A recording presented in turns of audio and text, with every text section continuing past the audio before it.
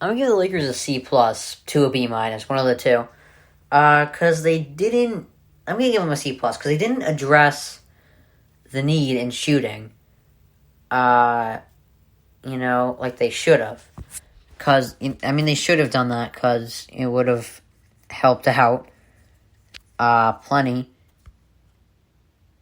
And instead they got Westbrook, who's not going to take a shot. I just don't.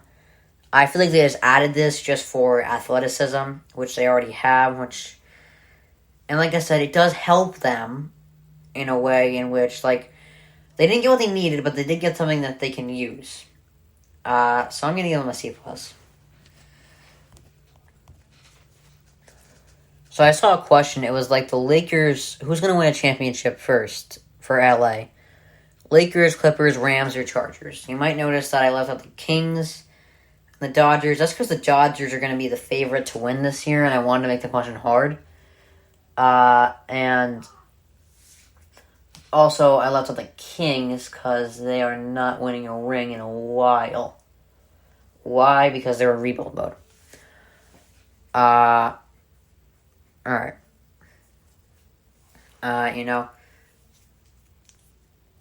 I'm gonna say... I'm gonna say the Rams, actually.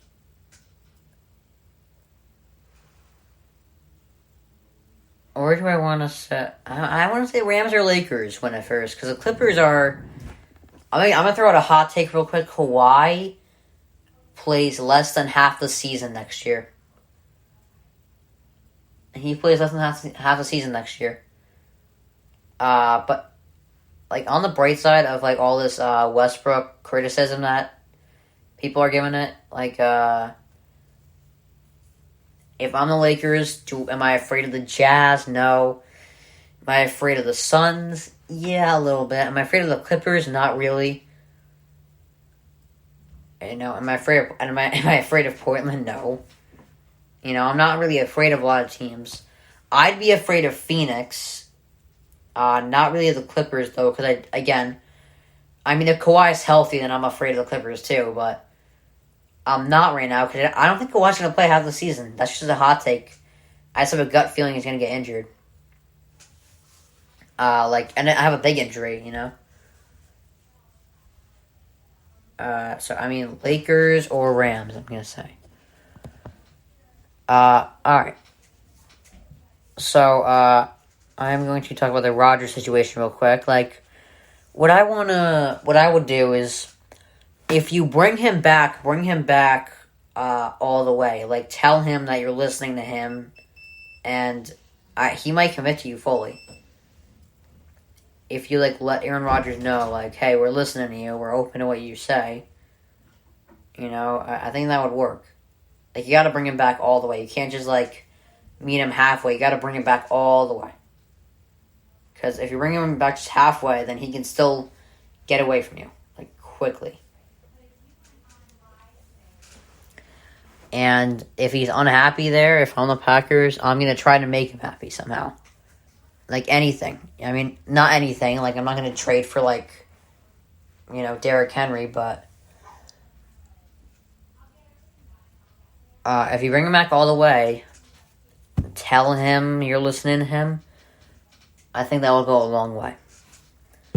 Alright, I'm going to end today, which is about, like, a 50-minute podcast almost, on a Gutekunst press conference.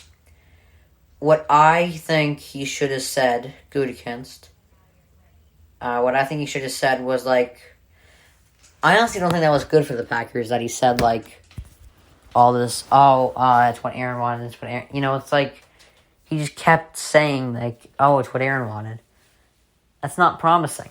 Like, not many people know that if you said, like, he reminded us of how good Randall Cobb is and how good he is as a veteran,